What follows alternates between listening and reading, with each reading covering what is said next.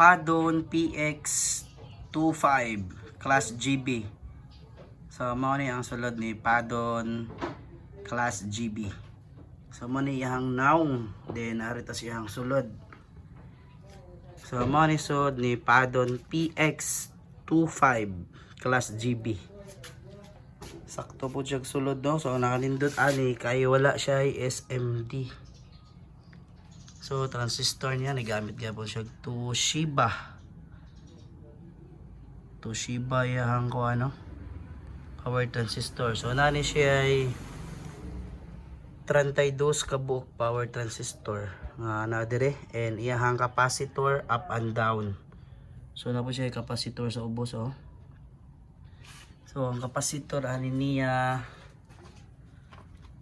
di man makita adara 63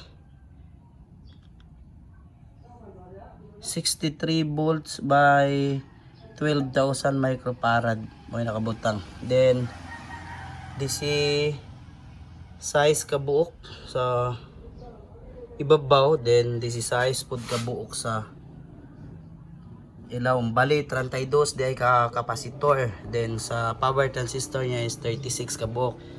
Bali 18 sa ibabaw, then sa ubos po 18. So ang nakanindot niya wala siya SMD, puro gid siya katong pisa nga mailisan gid. So hasta iyahang sa connection nga kasagaran diri unta maoy SMD gid. So puro iyaha kuan pisa gid nga pisa gigamit. So sudla nag-ukok, dali ukok nagbayad diri, oh.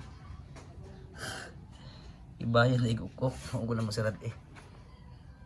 So naka 3 tire ni siya, yang supply mo ni. So gi-declare sa kumpanya nga pure copper. Di na siya ay 132.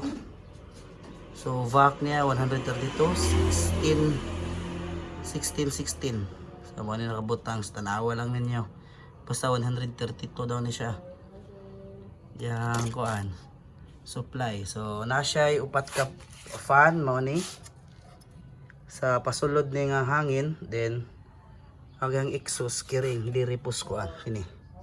Tapos pikas. So tanaw na to ang back panel ani niya.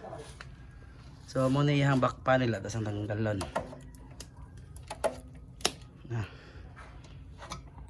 So ang nakalahi ni niya sa ubang amplifier kay wala bitaw tong kuan sensitivity, wala ni siya. Then sa iya hapong output niya sa bridge, so ari ni mo diri ibutang jud, no, pang bridge. Wala to siya ngani speak on type.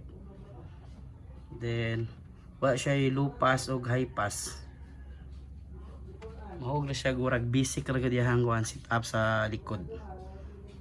So mo ni ang Padon PX25. So mo ni ang naong. So nag-average po siya 40 kilos bugat-bugat pod.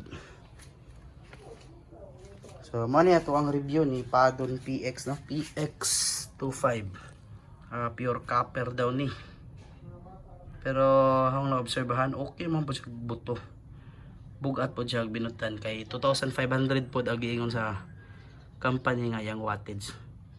Pero supply 1.8 gamay kayo. I mean ang supply 132. So mo ni yang naong, no. So ato na siyang kitest.